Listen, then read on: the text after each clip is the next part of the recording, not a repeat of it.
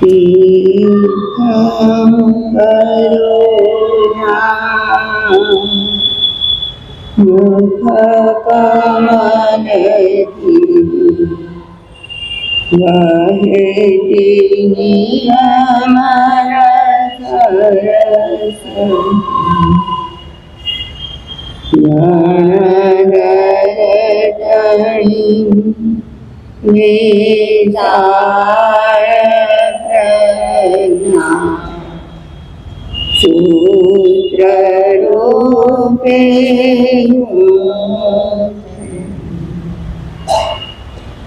દુઃખી અને આભીતણા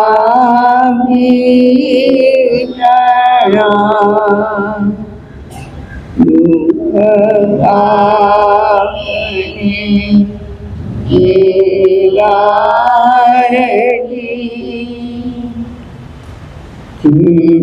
ચિન્હવાણી મૈયા તુજ કૃપાથી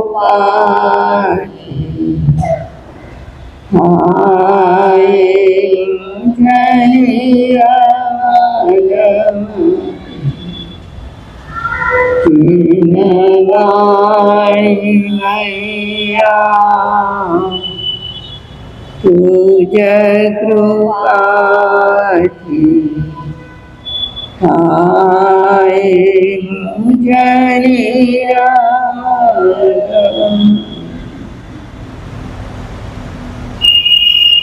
અનંત જ્ઞાની અનંત દર્શની ત્રિલોકીનાથ તીર્થંકર પરમાત્મા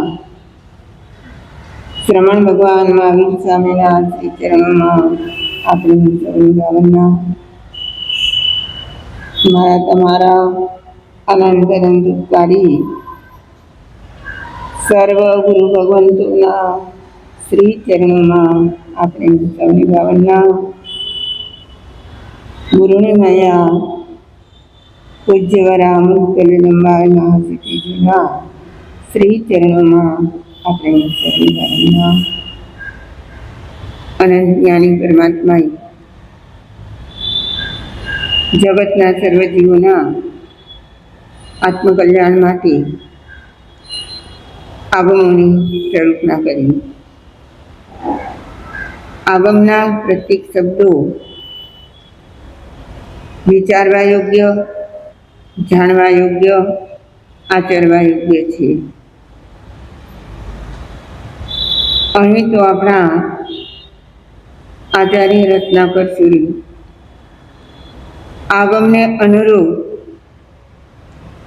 જેમણે જ્ઞાનાભ્યાસ કર્યો છે, કેટલી બહોળી સંખ્યામાં એમનો શિષ્ય પરિવાર છે, હજારો એમના અનુયાયીઓ છે. સુપેરે સરસ રીતે એમનું સંયમ જીવન વ્યતીત પણ થઈ રહ્યું છે. પરંતુ સાથોસાથ તેઓ આત્મશુદ્ધિનો એક પ્રયોગ પણ કરી રહ્યા છે. શું કરી રહ્યા છે? આત્મશુદ્ધિ માટે કરેલા પાપોનો એકરાર કરી રહ્યા છે. અને એ એકરાર કરતા કરતા હવે એમના દોષો દુર્ગુણો વ્યક્ત કરતા કરતા એ પણ કબૂલ કરે છે કે મારું જે સાધુતાનું જીવન છે એ પણ મને હજુ યથાર્થ લાગતું નથી. કેવું? યથાર્થ લાગતું નથી. આવું પણ કોણ વિચારી શકે?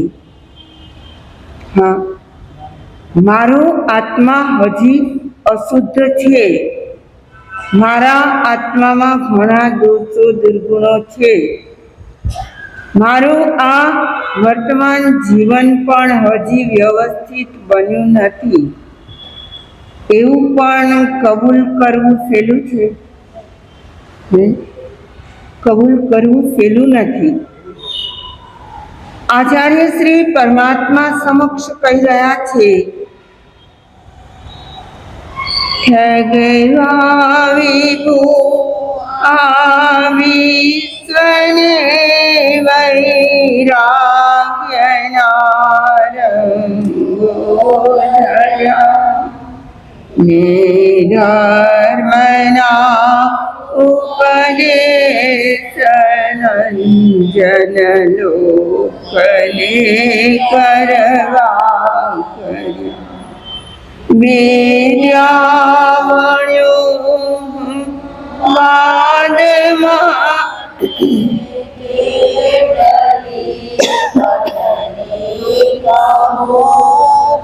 સાધુ થઈને બહારથી દાભીક અંદરથી રમ. સાધુ થઈને બહારથી દાભીક અંદરથી. ઠગવા વિભુ આ વિશ્વને વૈરાગ્યના રંગો ધર્યા. ગઈકાલે આપણે વૈરાગ્ય પ્રાપ્તિ કેમ થાય, સંવેગ જીવનમાં કેમ આવે, એમના માટેની સરસ ઉમા સ્વાતીજી મહારાજની વાત કરી હતી કે જગતનો સ્વભાવ વિચારે કેવું છે. જગત કેવું લાગ્યું તમને? જગત કેવું લાગ્યું? આપણે આ 14 રાજલોકમાં ભ્રમણ કરતા કરતા કરતા અહીં ભરત ક્ષેત્રમાં આવી ગયા. એમાં પણ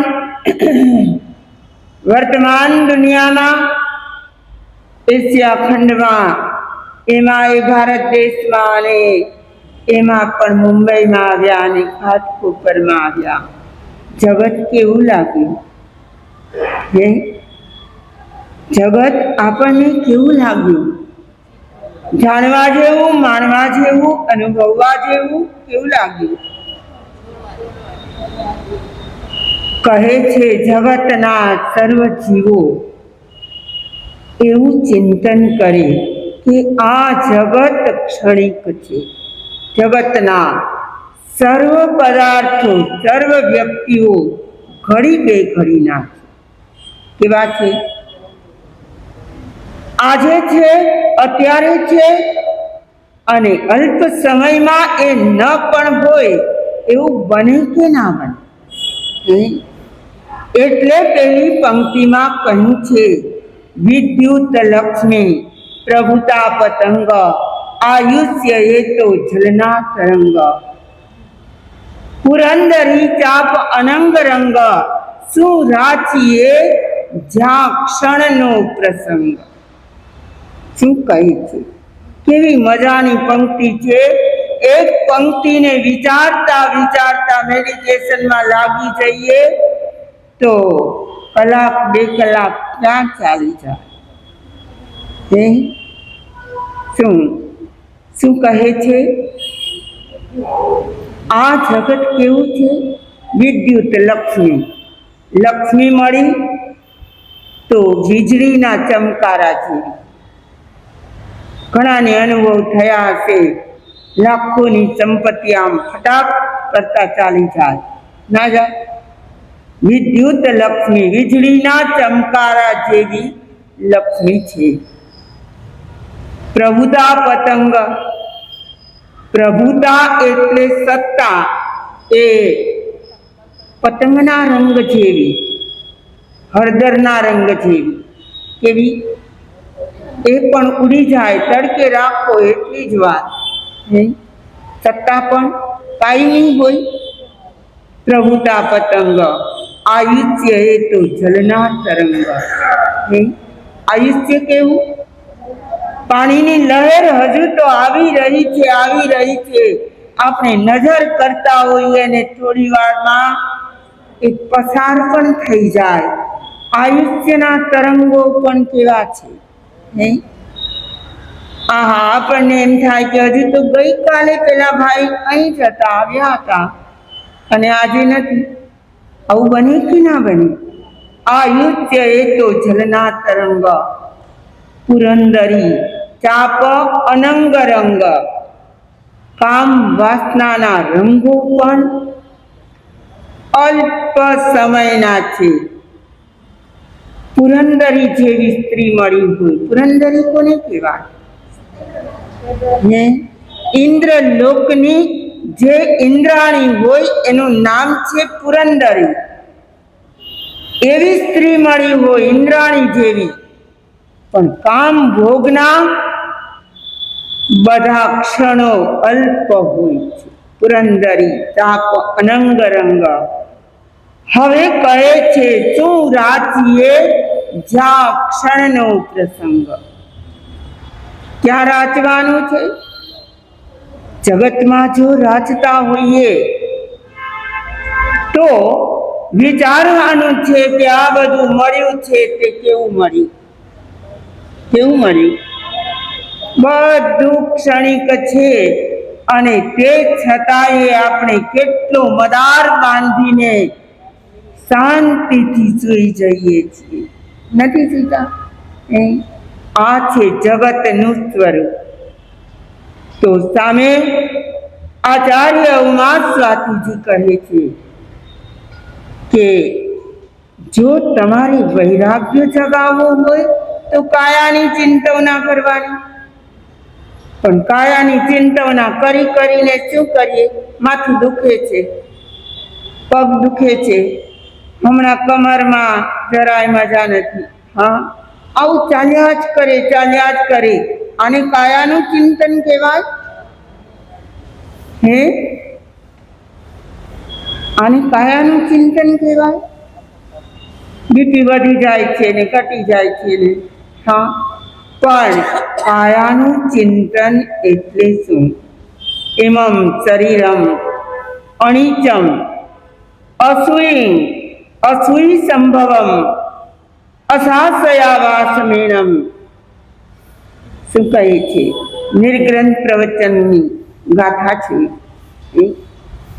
ઇમમ શરીરમ એટલે આ શરીર. અનિચમ પેલા તો એ અનિત્ય છે, કાયમ ટકનારું નથી. કોઈને એવું શરીર મળ્યું કે જે ક્યારેય મૃત્યુ નહીં પામે? નહીં, કોઈને નહીં. ઇમમ શરીરમ અનિચમ અસૂયિ એટલે અશુચિથી ભરેલું. શરીરમાં શું છે? બધી જ અશુચિઓ છે. અરે સવારે બ્રશ કર્યું હોય ને થોડી વારમાં મોઢામાં દુર્ગંધ આવવા માંડે, ના આવે? અશુચિ નથી ભરી અંદર? અરે આપણે મિષ્ટ ભોજન ખાધા અને અલ્પ સમયમાં એની વિક્રિયાઓ બધી ચાલુ થઈ જાય. ઇમમ શરીરમ અનિચમ અસૂયિ સંભવમ. આ શરીરની ઉત્પત્તિ ક્યાં થઈ? માતાના ગર્ભમાં. અને ત્યાં શું ભર્યું હતું? અશુચિમાંથી જ ઉત્પન્ન થયેલું. અસાસયાવાસમેણમ. અહીં વાસ કેટલો સમય કરવાનો? વાસ એટલે રહેવાનું. આ શરીર મળ્યું, આમાં આપણે કેટલો સમય રહેશું? અશાશ્વતકાર છે, શાશ્વત નથી. દુઃખ કેસાન ભાયણમ. ચોથું ચરણ શું કહે છે? કે દુઃખ અને ક્લેશનું આ ભાજન છે, પાત્ર છે. આ શરીરમાં જ બધા દુઃખો ભર્યા છે અને આ શરીરમાં જ બધા ક્લેશ એટલે કષ્ટો પડ્યા છે. આવી જો શરીરની પણ ચિંતવના થાય તો વૈરાગ્ય કદાચ જાગી જાય. તો જગતના અને કાયાના સ્વરૂપનું સતત ચિંતન કરવું, એના કારણે વૈરાગ્ય જાગે. તો રત્નાકર સુરી કહી રહ્યા છે, ઠગવા વિભુ આ વિશ્વને વૈરાગ્યના રંગો ધર્યા. વૈરાગ્યના રંગ એટલે વૈરાગીનો વેશ ધારણ કર્યો. વૈરાગી સાધુતામાં જ હોય કે વૈરાગી સંસારી પણ હોય? ગ્રહસ્થ જીવનમાં કોઈ વૈરાગી હોય કે ના? અને સાધુ થયેલા એ પણ વૈરાગી હોય કે ના હોય? બંનેમાં ભજના છે. સમજી ગયા? ભજના એટલે હોય ના હોય. તો અગર સાધુ બનેલા હોય તો પણ એમનામાં વૈરાગ્યનો દીપક જલતો હોય અથવા ન પણ હોય, એવું ના બને. અને કોઈ સંસારી હોય તો એ વૈરાગી હોય યા ન હોય, રાગી પણ હોય, સંસારી છે. તમને ખબર છે, બહેનોને તો ખબર હશે કે છાશમાંથી માખણ ઉતારી અને એ માખણમાં અગર છાશ રહી ગઈ, શું એ માખણમાં થોડીક છાશ રહી ગઈ તો શું થાય? માખણમાં થોડા ટાઈમમાં કંઈક વાસ આવવા માંડી, દુર્ગંધ આવવા માંડી, એ જરાક કોહવાઈ ગયું હોય એવું લાગવા માંડે, માખણ બગડી જાય. તો છાશમાં માખણ સારું કે માખણમાં છાશ સારી?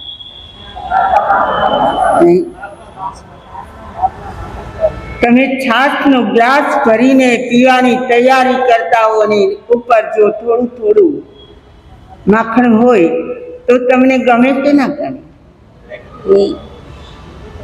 એટલે છાશમાં માખણ હજી સારું, પણ માખણમાં છાશ ના હોવી જોઈએ. સમજી ગયા? હું શા માટે છાશ અને માખણને યાદ કરું છું? સાધુતામાં વૈરાગ્ય હોવો જ જોઈએ, પણ માનો કે કાળના પ્રભાવથી, શરીરની નિર્બળતાથી કોઈનામાં થોડોક વૈરાગ્ય ઓછો હોય તો પણ એની સાધુતા કલુષિત થાય કે ન થાય? થાય કે ન થાય? અને એ લોક નજરમાં જરૂર આવી જાય, ન આવે? પણ કોઈ ગ્રહસ્થી છે, ખબર છે કે આ તો સંસારી જીવત છે, પણ એમાં પણ કોઈક વૈરાગી આત્મા હોય, જેને બહુ મોહ ન હોય, જેને કોઈ લક્ષ્મી પ્રત્યે અનુરાગ ન હોય, કંઈક દેવાનો ભાવ થતો હોય અને પોતાને કંઈક પણ મેળવવાનો ભાવ જ ન થતો હોય, આવા વૈરાગી આત્માઓ અગર સંસારમાં હોય તો એ કેવા છે? છાશમાં રહેલા માખણ જેવા. છેલ્લો માર્ગ કોનો છે? તમારો કે અમારો? તમારો કે અમારો? અરે તમને તો બધું જ મળ્યું છે, અને કોઈક નાની નાની બાબતમાં તમે વૈરાગ્ય બતાવો તો પણ તમારી ઉજ્જવળતા ગણાય. શું ગણાય? આહા, તો શ્રેષ્ઠ શ્રાવક છે, શ્રેષ્ઠ શ્રાવિકા છે, એને એવોર્ડ પણ આપવામાં આવે, ના આપવામાં આવે? સમાજ રત્ન. પણ મારે તો એ કહેવું છે, આચાર્ય રત્નાકર સુરી પોતાનો એકરાર કરે છે, અને એકરાર કરતા કરતા શું કહે છે કે હે ભગવાન, મેં લોકોને ઠગવા માટે આ વૈરાગ્યનો વેશ ધારણ કર્યો, અને વેશની પણ કેટલી મહત્તા છે, નથી? તમે મુંહપટ્ટી બાંધી હાથમાં ગુચ્છો લઈ અને કોઈ જગ્યાએ જાઓ તો એમ થાય કે આ શ્રાવક કેટલા ઉચ્ચતમ શ્રાવકપણું પાડે છે, ખુલ્લા મોઢે બોલતા જ નથી, મોંપટ્ટી લગાવી રાખી છે. અને સાધુ કદાચ કોઈ કામ વસાત એમણે જરાવાર મોંપટ્ટી ઉતારી હોય તો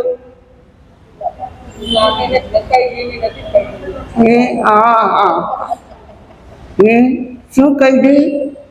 અમારા છાયાબેને કીધું, સાંભળ્યું કે આ માસતીને કઈ છકાય જીવોની રક્ષાની પડી જ નથી. એવોર્ડ આપનારા પણ આપણે અને છીનવી લેનારા પણ આપણે.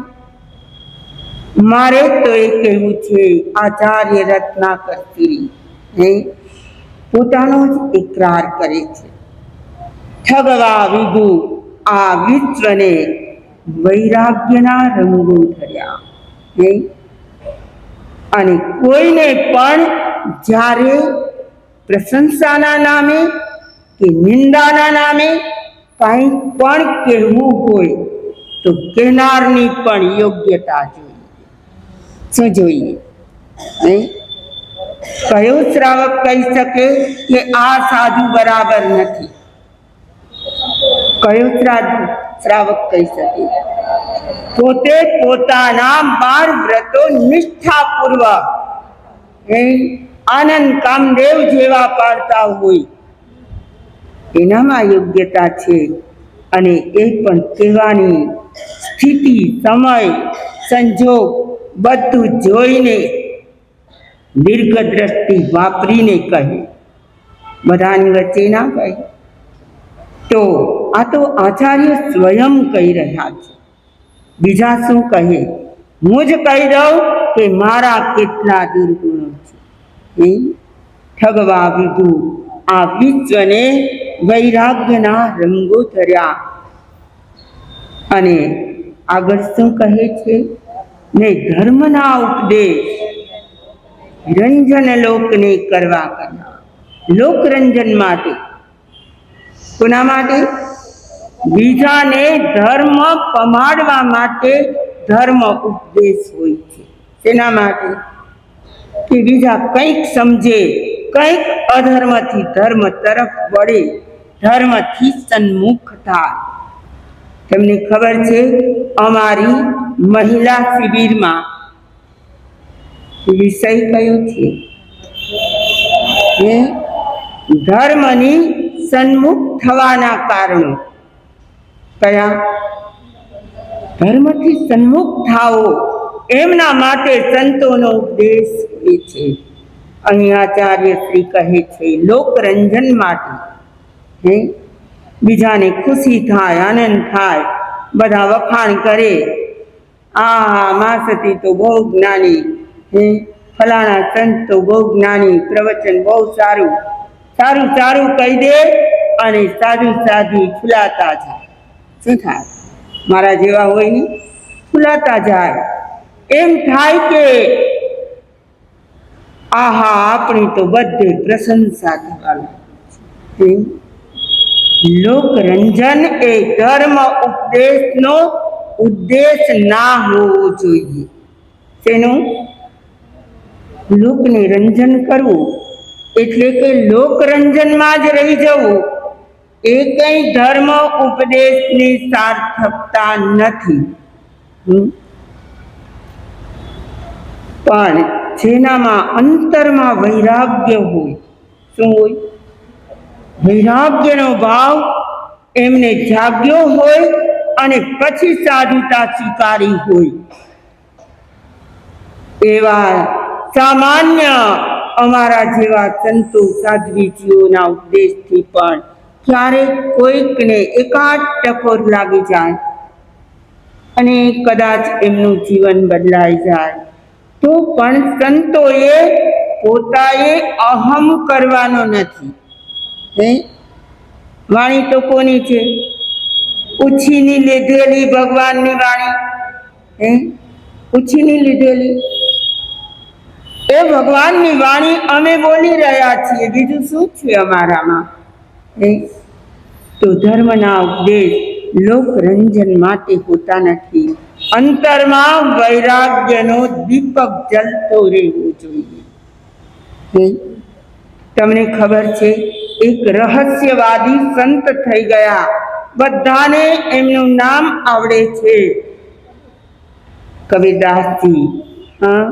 રહસ્યવાદી સંત, અને એમણે આધ્યાત્મિક કેટલાક પદો લખ્યા છે. એમનું જીવન પણ અધ્યાત્મથી ભરપૂર હતું. ગૃહસ્થી હતા અને છતાં સંત કહેવાતા હતા. ગૃહસ્થી હોવા છતાં એને સંત તરીકે ઓળખતા હતા.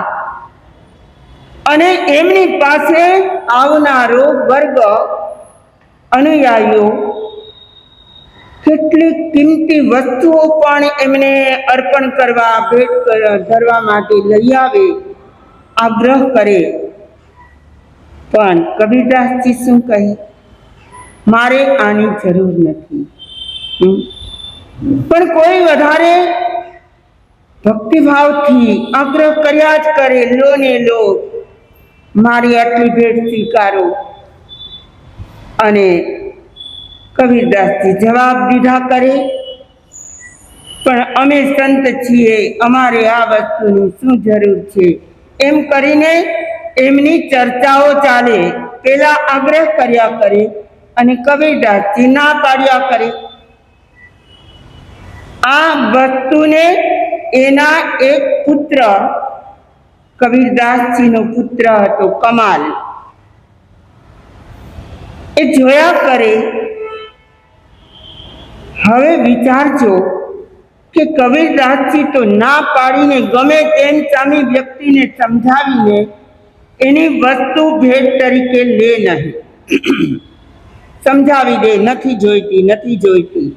પણ એમાં એનો સમય ઘણો બધો પસાર થઈ જાય. હવે પેલા કમાલ પાસે પણ આવનારો વર્ગ હતો. એ પણ સંત જેવું જ જીવન હતું એમનું, અને એમને પણ લોકો ભેટ ધરતા હોય. ત્યારે કમાલ કહી દે કે આ વસ્તુની મારે જરૂર નથી. અગર તારે પણ જરૂર ના હોય તો અહીંયા રૂમમાં એક ખૂણામાં મૂકી દે,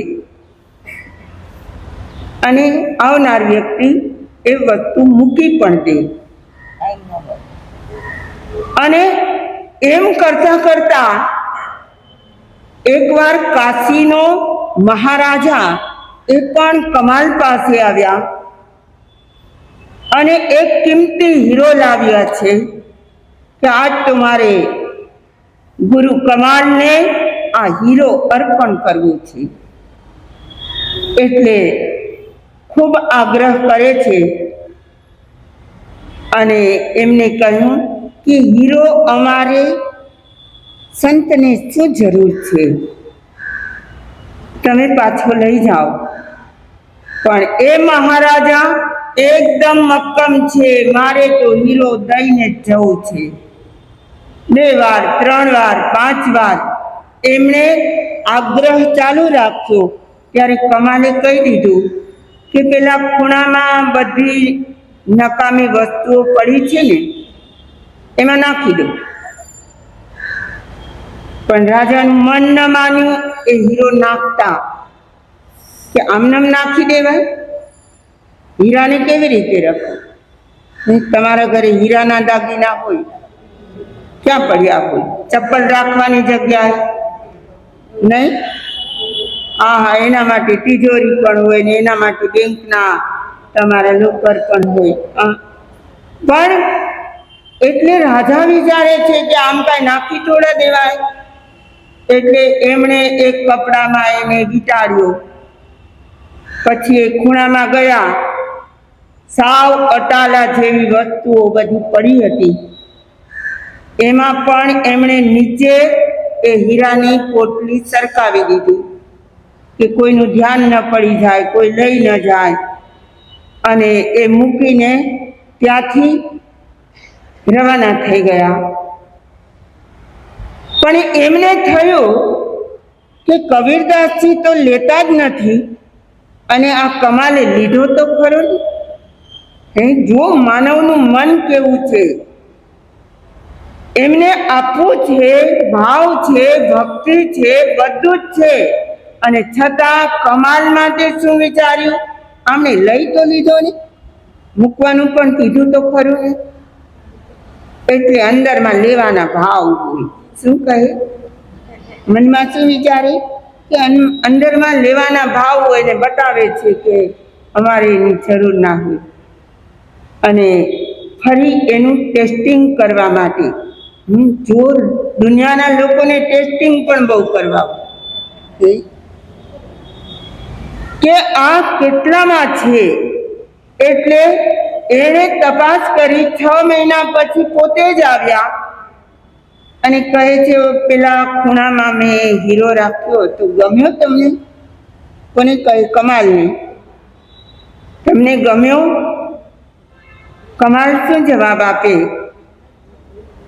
કે મારે જેની જરૂર નથી એને લેવાની અને જોવાની પણ મને જરૂર નથી પડી. તે જ્યાં રાખ્યો હશે ત્યાં પડ્યો હશે. અને રાજા ત્યાં ખરેખર જોવા માટે પણ ગયા તો જે ઘાસની નીચે પેલી કપડામાં બાંધેલી પોટલી, અંદર હીરો યથાવત જેમ રાખ્યો હતો તેમનો તેમ પડ્યો હતો. પછી એમને થયું કે ખરેખર આ નિસ્પૃહ છે.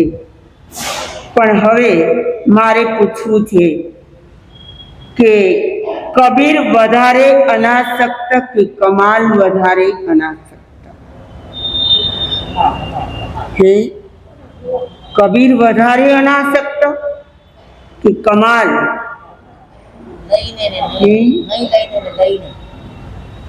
એક તો કદાચ લઈ પણ લે, અને બહુ આગ્રહ કરે તો એમ કહે કે મૂકી દે, અને એક કહે કે મારે જોઈએ જ નહીં. બેમાંથી અનાસક્તિ કોની વધારે છે તમારી દ્રષ્ટિએ? કહો ને. કમાલ તો લઈ લે છે એ, હા, પણ કબીરદાસજી તો લેતા જ નથી. અનાસક્તિ એની વધારે નહીં?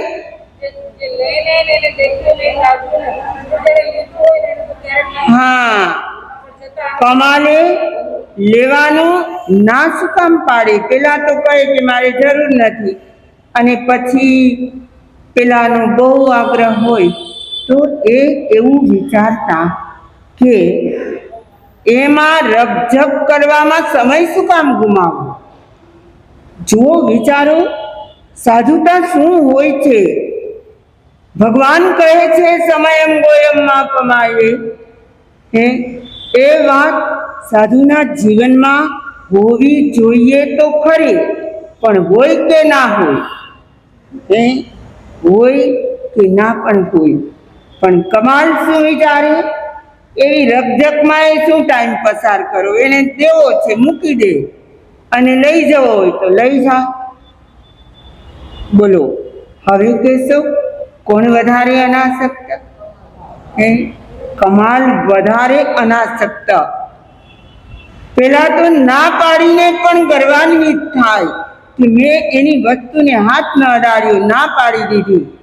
હા, પણ આને તો લઈને પણ અનાસક્તિ રાખી.